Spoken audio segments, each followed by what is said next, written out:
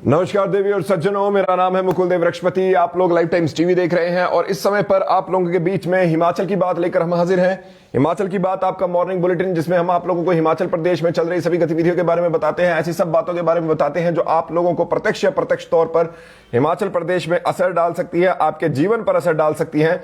और महत्वपूर्ण बातों के इस बुलेटिन के साथ हम अपना दिन शुरू करते हैं और उम्मीद करते हैं कि आप लोगों का कम से कम समय में आप लोगों को ज्यादा से ज्यादा जानकारी मिले, एक हेड स्टार्ट मिले आप लोगों को दिन शुरू करने से पहले। तो हिमाचल की बात शुरू करने से पहले आप सभी लोगों से अनुरोध अवश्य रहेगा कि स्ट्रीम को जरूर शेयर कीजिए और कमेंट के माध्यम से सबसे पहले तो यह बताएं कि भाई आपको हमारी आवाज ठीक से आ रही है या नहीं। और हां, एक और बड़ी बात आप लोगों को हमेशा मैं कहता हूं, जनतंत्र में हमेशा लोगों की सुनी जाती है, जनता की सुनी जाती है और जनतंत्र की आवाज आप लोग हैं। इसलिए आप अपने कमेंट्स के माध्यम से अपनी बात अवश्य रखा करें, हमेशा रखें, आज भी रखें। तो सबसे पहले शुरुआत करने से पहले तो आप लोगों को ये बता देंगे कि पिछले कल देर रात हमारे बीच में यहां पर मंत्रिमंडल का जो विस्तार हुआ था, सभी मंत्रियों को उनके पोर्टफोलियो दे दिए गए।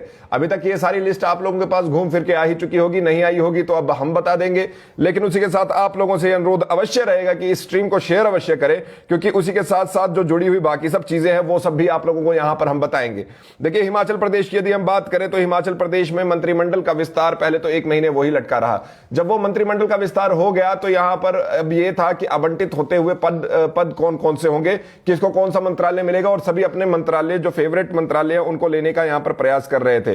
कल कईयों के प्रयास जो है वो फलीभूत हुए, कईयों को यहां पर निराशा हाथ लगी होगी, लेकिन फिर भी जो भी हुआ वो सब अब आप लोगों के सामने है, आप सभी लोगों को यह बता दिया जाएगा। उसी के साथ साथ अगर बात करें किसको कौन सा मंत्रालय मिला है, तो अभी तक अगर आप लोगों को नहीं पता तो आप लोगों को बता दें कि कैबिनेट सूची में जो हमारे बीच में मंत्रालय दिए गए हैं उसके साथ सबसे पहले तो हम बात यहां पर करेंगे जो मंत्री हैं उनकी बात करेंगे। जैसे आप लोगों को पता है कि उप मुख्यमंत्री जो हमारे बीच में मुकेश अग्निहोत्री जी हैं, ऊना से आते हैं, उनके पास 3 मंत्रालय यहां पर दिए गए हैं, जिसमें से हमारे बीच में सबसे पहले जो आता है वो आईपीएच आता है, ट्रांसपोर्ट आता है।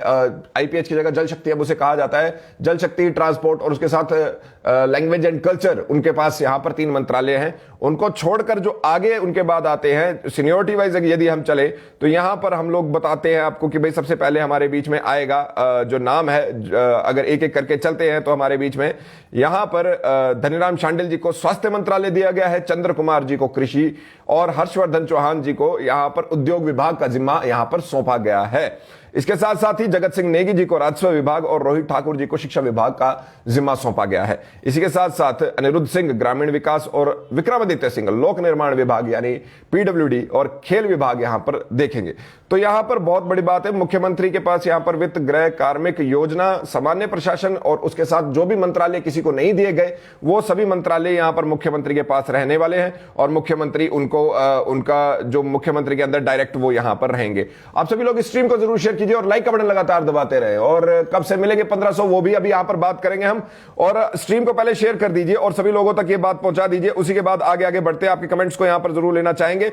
इसी के साथ ही पिछले कल यहां पर मंत्रिमंडल में विभागों के आवंटन से पहले ही हमारे बीच में ये हो गया था कि भाई अब हमारे बीच में पहली जो कैबिनेट मीटिंग है वो कब होगी, तो 13 तारीख यानी कल हमारे बीच में पहली कैबिनेट मीटिंग होगी, 12 बजे ये मीटिंग होनी और उसी में हमारे बीच में इस मीटिंग में ये ओपीएस पर निर्णय हो सकता है। लेकिन उस पर जाने से पहले एक बार फिर से यहां पर बता दें, यदि आप सभी लोगों को यहां पर पता चल चुका हो कि भाई किस किस को कौन सा विभाग मिला है तो हम आगे बढ़ते हैं। अपितु एक बार फिर से मैं यहां पर यह बताना चाहूंगा कि भाई किस किस को कौन सा विभाग यहां पर मिला है, तो चलिए पहले वही आप लोगों को यहां पर बता देते हैं। देखिए, सबसे पहले विभागों की यदि बात करें तो हमारे बीच में जो स्वास्थ्य मंत्री हैं नए धनीराम शांडिल जी को बनाया गया है, पहले भी सोलन से ही थे। इसके बाद चंद्र कुमार जी को यहां पर कृषि मंत्री और हर्षवर्धन चौहान जी को उद्योग विभाग का जिम्मा यहां पर सौंपा गया है। इसी के साथ साथ जगत सिंह नेगी जी को राजस्व और रोहित ठाकुर जी को शिक्षा विभाग दिया गया है।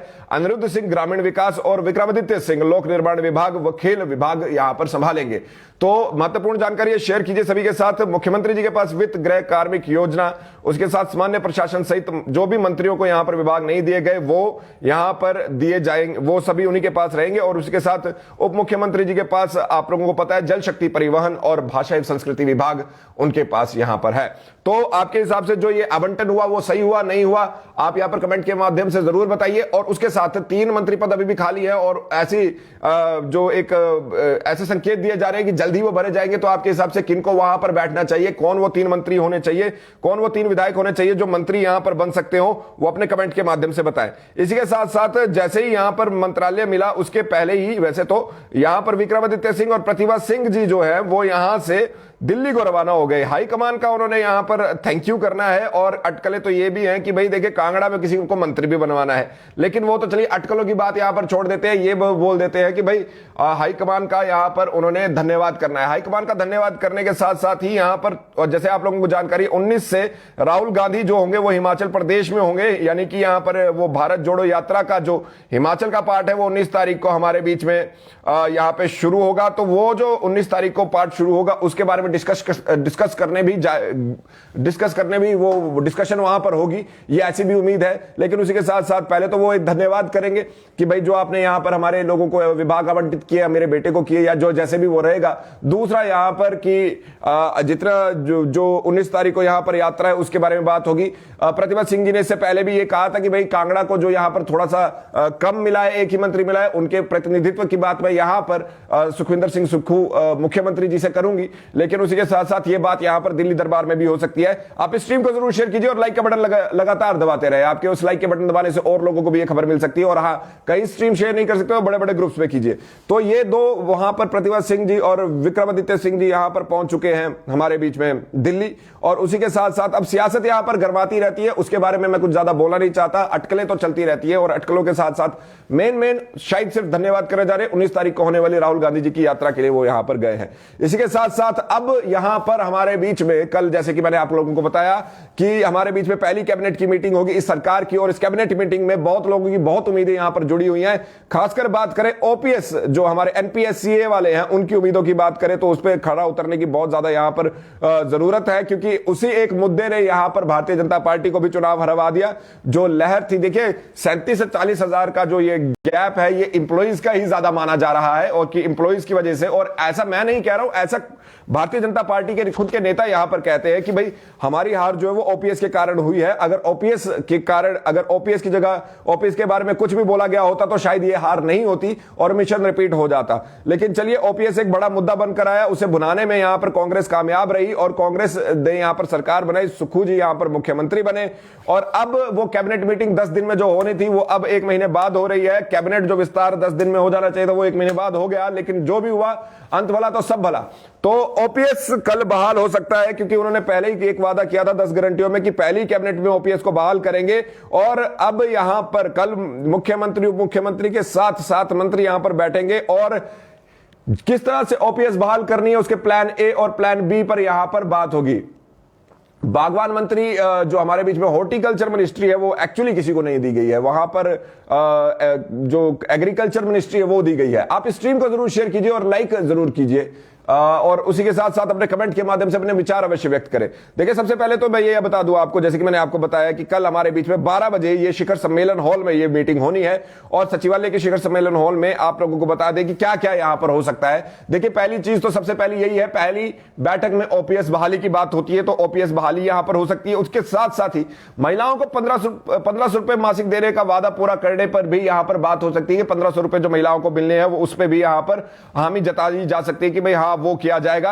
और उसी के साथ साथ युवाओं को रोजगार दिलाने की गारंटी के मामले में सैद्धांतिक मंजूरी यहां पर दी जाएगी, और संस्थानों को डिनोटिफाई करने और अन्य निर्णयों के मामलों में पोस्ट फैक्टो की मंजूरी दी जाएगी। यहां पर आपको यह भी बता दें, इसी के साथ साथ हमारे बीच में जो यहां पर किस तरह से ओपीएस दी जाएगी वो भी आप लोगों को बता दें। और उसी के साथ साथ ये भी आप लोगों से कमेंट में पूछेंगे। काफी ज्यादा लोग मुझे ऐसे भी फोन करते हैं जो कहते हैं कि ओपीएस देना सही नहीं है, ना हिमाचल के लिए ना किसी के लिए, और हम उसका विरोध करते हैं। आप उसके विरोध में हैं या उसके पक्ष में अपने कमेंट के माध्यम से बताइए कि आपके अनुसार ओपीएस मिलना चाहिए या नहीं मिलना चाहिए, और स्ट्रीम को जरूर शेयर कीजिए ताकि और लोग भी अपना यहां पर बात रख सके। तो ओपीएस की यदि बात करें तो यहां पर आप लोगों को बता दें उसके लिए 2 प्लान रखे जाएंगे। एक बार पहले भी आपको बता दें कि जो मुख्य सचिव है उनसे यह पूछा गया था कि भी ओपीएस कैसे देंगे, तो सबसे पहले तो एक लेटर यहां पर केंद्र को लिखा गया था जिसमें केंद्र में जो पैसे फंसे हुए अगर वो वापस मिल जाए तो ओपीएस देना आसान यहां पर सरकार को हो जाएगा।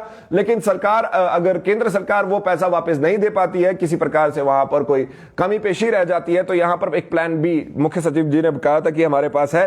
अब ये जो प्लान बी है उसके बारे में उन्होंने कहा था कि हम यहां पर वो कैबिनेट में बताएंगे। तो आपको बता दें कि जो पहला प्लान बी की बात इसमें करें तो यहां पर ओपीएस लागू करने की बात यहां पर जो हो रही है उसमें यही है कि वो जो प्लान बी है उस पर ज्यादा फोकस हो सकता है, क्योंकि केंद्र की ओर से यहां पर एक तरह से इस चीज पर सैद्धांतिक मंजूरी देने का मतलब है कि बाकी के जितने स्टेट्स हैं, अगर केंद्र इसके लिए मान जाता तो बाकी के स्टेट्स के लिए भी उन्हें मानना पड़ेगा और ये मुश्किल ही लग रहा है। तो यहां प्लान बी जो भी होगा वो बड़ा होना चाहिए, बेहतर होना चाहिए और लोगों की उपेक्षाओं पर खड़े होने के लिए वो जरूरी होना चाहिए। आप सभी लोग स्ट्रीम को जरूर शेयर कीजिए और लाइक का बटन लगातार दबाते रहे और अपने कमेंट के माध्यम से अपने विचार अवश्य व्यक्त किया करें। मैं ये लगातार इसलिए कहता हूं क्योंकि आप ही के विचारों से, आप ही के जैसे कहते हैं ना 11 पंजाबी में साढ़े ही पैसा ते सरकारा चल दिया ने, और आप ही के विचारों से और आप ही के जो एक सोच समझ है उससे सरकारें हिमाचल प्रदेश या पूरे भारत भर में डेमोक्रेसी में कहीं पर भी वो चलती हैं। तो आप स्ट्रीम को जरूर शेयर कीजिए, लाइक का बटन लगातार दबाते रहा कीजिए और उसी के साथ साथ आपके प्रश्नों को भी यहां पर लेंगे, आपके कमेंट्स को भी यहां लेंगे, लेकिन ऑब्वियसली जो मैं आपसे उम्मीद कर रहा हूं वो भी आप यहां पर करते रहें। अभी इसके साथ साथ ही ओपीएस और 1500 के साथ साथ ही अगली बात पे भी यहां पर आ जाते हैं। तो अगली बात हम यहां पर बुला दे, आपको बता दे, कल जो मंत्रिमंडल की बैठक है, ध्यान रखिएगा 12 बजे शिखर सम्मेलन हॉल में, शिखर हॉल में, और ये सचिवालय के बीच में है। और उसके बाद यहां पर हमारे बीच में ओपीएस की बहाली हो सकती है, कल के कल हो सकती है। और इसी में आप लोगों को बता दें कि पिछली कैबिनेट के द्वारा जो 386 शिक्षण संस्थानों का जो भविष्य था, जिसमें से 2022 के अप्रैल से पहले भाजपा सरकार द्वारा खोले गए 23 डिग्री कॉलेज, 98 वरिष्ठ माध्यमिक school, 131 high school, 85 middle school और 49 प्राइमरी स्कूल खोलने और जो उनका प्रमोशन की गई थी, उनको प्रमोट किया गया था, उस सब पर भी निर्णय हो सकता है कि क्या उन्हें बंद करना है, खुला रखना है, करना क्या है। और आपको पता है कि जैसे जो हमारे बीच में अटल वर्दी योजना के तहत हमारे बीच में यहां पर स्कूल वर्दी जो दी जाती है, निःशुल्क जो दी जाती है स्मार्ट वर्दी, उसके लेकर भी चर्चा हो सकती है। इसमें पहले भी एक समीक्षा बैठक जो हुई थी उसमें उस स्मार्ट वर्दी की खरीद पर रोक लगा दी गई थी। अब कल क्या होता है, पहले उन्होंने कहा था कि मुख्यमंत्री ने कहा था मुझे समझने दीजिए पूरी प्रक्रिया कैसे है, कैसे ये वर्दियां खरीदी जाती है और उसके बाद ये निर्णय लेंगे कि करनी है नहीं करनी है। पहली से 12वीं के करीब 8.5 लाख विद्यार्थियों के लिए प्रतिवर्ष स्मार्ट वर्दी खरीदी जाती है। और मुख्यमंत्री जी ने कहा था कि भाई देखिए मुझे ये समझ नहीं आ रहा है ये कैसे किया जा रहा है, मुझे पहले पूरी तरह से प्रक्रिया समझने दीजिए, पारदर्शिता लाने दीजिए, उसके बाद हम इस पर बात करेंगे। तो ये कल ये निर्णय भी यहां पर बच्चों के भविष्य और बच्चों के जो ये नए इंस्टीट्यूट खुले हैं उनके बारे में हो सकता है। जो डिनोटिफाई किए गए हैं उन 900 इंस्टीट्यूट, उनको भी एक तरह से यहां पर एक सैद्धांतिक मंजूरी की आवश्यकता जो होती है वो यहां पर मिल जाएगी। कैबिनेट के निर्णय कैबिनेट निरस्त कर सकती है तो कैबिनेट निरस्त कर देगी अगर वो करने होंगे, तो ये वहां पे हो सकता है। लेकिन आप लोगों से पूछेंगे, जैसे कि यहां पर कांग्रेस लगातार ये बोलती रही है कि यहां पर जो लोग हैं, जो पिछली सरकार है उस सरकार ने बिना किसी बजट के यहां पर ये सारे जो ऑफिसेज है खोल दिए थे और ये उन सरकार की गलती है। तो ये सरकार ये वो खर्चा बचाने के लिए बिना किसी बजट एलोकेशन के जो खोले गए थे इंस्टीट्यूट, उनको बचाने के लिए यहां पर सरकार उन्हें बंद कर रही है। आपके हिसाब से डिनोटिफाई करने से यहां पर फायदा होगा या नुकसान होगा? अपने कमेंट्स के माध्यम से बताएं और उसी के साथ शेयर कीजिए जितना ज्यादा हो सके। और लाइक का बटन मैं बार बार कहता हूं, आप लाइक का बटन लगातार दबाते रहा कीजिए। सुबह सवेरे हम लोग 300-400 लोग यहां पर जुड़े हुए हैं, उसके बाद भी अगर आप लाइक का बटन नहीं दबा सकते तो और लोगों तक खबरें कैसे पहुंचेंगी। अगली खबर की ओर आपको लेकर चलते हैं। कैबिनेट की बैठक तो कल होगी, बड़ी बैठक होगी, पहली बैठक होगी, बहुत उम्मीदें होती है।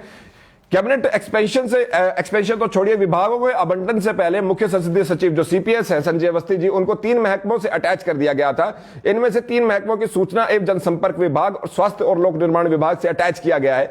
हालांकि बहुत अजीब सी बात है कि तीनों में से सिर्फ एक सूचना और जनसंपर्क विभाग ऐसा है जिसके लिए कोई मंत्री अलग से नहीं बनाया गया, और ये आप लोगों को पता ही है कि यहां पर काफी करीबी ये माने जाते हैं। उसी के साथ कुलदीप पठानिया यहां पर कांगड़े केंद्रीय सहकारी बैंक के अध्यक्ष बनाए गए हैं। और उसी के साथ साथ अब ये जितनी भी चीजें हैं, अब जो चली तो राजनीति हुई है और अब ये देखना है, देखिए किसके साथ कैसे यहां पर बात होती है। तो ये इंपॉर्टेंट एक अपडेट आप लोगों को यहां पर उसके बारे में बताई। इसके बाद हिमाचल प्रदेश के लिए एक बुरी खबर है। इससे पहले इसे बताए, फिर से कहूंगा कि शेयर जरूर कीजिए और हाँ, लाइक का बटन इसलिए ना दबाइए क्योंकि आपको ये खबर अच्छी लग रही है, बल्कि इसलिए दबाइए कि एक तरह से श्रद्धांजलि ये हो जाएगी। हमारे बीच में 2 हमारे जो जवान है वो यहां कुपवाड़ा में गश्त के दौरान खाई में उनकी गाड़ी गिर गई और उसके साथ वो 2 जवान हिमाचल प्रदेश के शहीद हो गए। ये आपको बता दें कि एक जूनियर कमीशन अधिकारी जेसीओ सहित 3 सैनिक यहां पर शहीद हुए हैं और ये जो 2 जवान हिमाचल प्रदेश के हैं वो हवलदार अमरीक सिंह और सिपाही अमित शर्मा इनके नाम बताए जा रहे हैं। आपको बता दें शहीद साहब नायब सूबेदार जो है जेसीओ पुरुषोत्तम कुमार ये जम्मू के रहने वाले थे, हवलदार अमरीक सिंह ऊना के और सिपाही अमित शर्मा हमीरपुर हिमाचल के रहने वाले थे। और उन्होंने बताया कि भाई ये मंगलवार शाम जो यहां पर रक्षा प्रवक्ता ने बताया कि मंगलवार शाम लगभग 5:30 बजे नियमित गश्त के दौरान गहरी खाई में ये गाड़ी उनकी जा गिरी और जिसमें एक जेसीओ सहित 3 सैनिक यहां पर शहीद हो गए। तो ये जो 3 सैनिक हमारे बीच में शहीद हुए, एक उनमें से अमरीक सिंह ऊना से हैं और एक अमित शर्मा जी जो है वो हमीरपुर से हैं। ये 2 भी हिमाचल प्रदेश के जवान यहां पर शहीद हो गए। अमरीक सिंह 39 साल के थे, 2001 में सेना में भर्ती हुए थे और उसके साथ साथ जो अमित जो थे अपने परिवार में सबसे छोटे थे, मात्र 23 साल के वो बताए गए हैं और 2019 में ही वो आर्मी में शामिल हुए थे और हमीरपुर जिला के रहने वाले हैं। पिताजी दिल्ली में प्राइवेट नौकरी करते हैं और माता अलका देवी एक गृहिणी है और अमित 3 भाई बहनों में सबसे छोटे हैं, सबसे लाडले भी थे, लेकिन अब क्या कहें यहां पर जो नियति को मंजूर हो। तो श्रद्धांजलि अवश्य यहां पर उन्हें यहां पर दे अपने कमेंट्स के माध्यम से, और ज्यादा तो यहां पर मैं कुछ नहीं कहना चाहूंगा। और इस स्ट्रीम को जरूर शेयर कीजिए और लोगों तक पहुंचाने का जिम्मा आप लोगों का रहता है, क्योंकि सभी लोगों तक खबर पहुंच जाना बहुत ज्यादा महत्वपूर्ण रहता है, क्योंकि लोगों तक खबर पहुंचेगी तभी तो लोग यहां पर उस पर प्रतिक्रिया दे पाएंगे। चलिए इसी के साथ साथ हिमाचल प्रदेश में जो रिज मैदान है वहां पर एक बार फिर से वीरभद्र जी की प्रतिमा लगने की बात यहां पर कही जाने लगी। इस बार जिला परिषद की बैठक में यह बात हुई और जिला परिषद की बैठक में यह निर्णय लिया गया कि रिज पर यहां पर 6 क्विंटल का 6 फीट ऊंचा स्टैच्यू यहां पर लगाया जाएगा और सरकार को इसके लिए प्रस्ताव भेज दिया जाएगा। आपके हिसाब से हिमाचल प्रदेश के पूर्व मुख्यमंत्री स्वर्गीय वीरभद्र सिंह जी का प्रतिमा जो मुझे लगता है कि ड्यू है वो यहां पर लगनी चाहिए या नहीं लगनी चाहिए, अपने कमेंट्स के माध्यम से जरूर बताएं। और रिज पर लगाने की बात यहां पर हुई है, 600 किलो की यह प्रतिमा होने की बात हुई है और पीडब्ल्यूडी डिपार्टमेंट को इसका टेंडर दिया जाएगा, जिम्मा सौंपा जाएगा, टेंडर तो बाद में होंगे। और इसमें आप लोगों को बता दें जो नगर परिषद जिला परिषद की मीटिंग हुई थी, इसमें हमारे बीच में जो अध्यक्षा है इनकी चंद्रप्रभा नेगी जी, उनके जो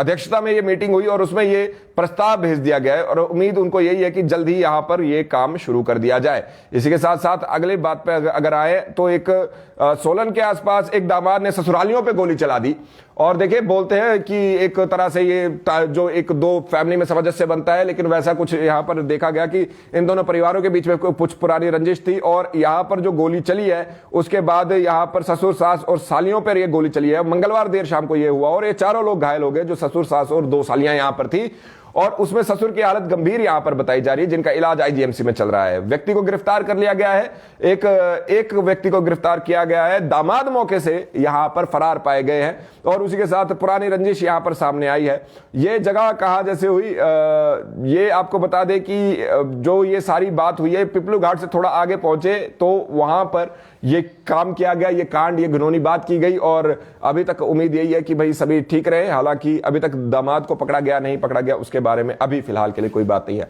अगर आपके घर में बच्चे हैं और हिमाचल बोर्ड से पढ़ते हैं तो ये खबर आपके लिए, आप लोगों को जैसे पता होगा कि कुछ समय पहले आप लोगों के बीच में मीडिया के बीच में ये बात आई थी कि भाई हमारे बीच में 8वीं 10वीं और 12वीं के एग्जाम की डेट शीट आ चुकी है, लेकिन अब आप लोगों को थोड़ा और अपडेट कर देते हैं। प्रस्तावित डेट शीट में यहां पर बदलाव हो सकता है क्योंकि लोगों ने कुछ आपत्तियां जाहिर की थी। यहां पर जो बोर्ड की सचिव है, हिमाचल प्रदेश स्कूल शिक्षा बोर्ड की सचिव है मधु चौधरी जी, उन्होंने कहा है कि जो प्रस्तावित शेड्यूल है उनमें कई अभिभावकों ने यहां पर अपने सुझाव दिए हैं और जल्द ही नया शेड्यूल यहां पर जारी किया जाएगा।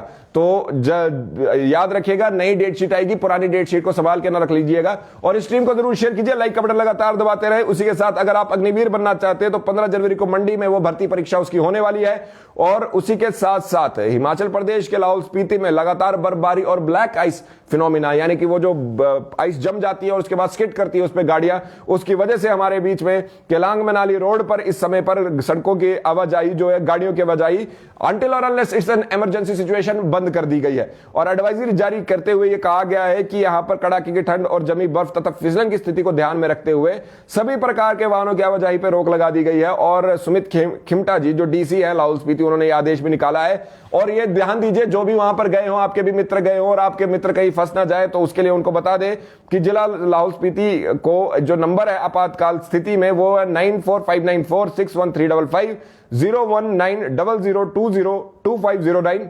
510-517 टोल फ्री नंबर 1077, इस पर संपर्क किया जा सकता है।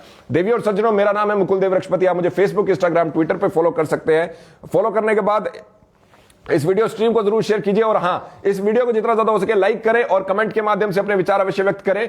लाइफ टाइम्स टीवी को फॉलो करने के बाद बेल आइकन अवश्य दबाएं। देखते रहे लाइफ टाइम्स टीवी। जय हिंद, जय भारत, जय हिमाचल।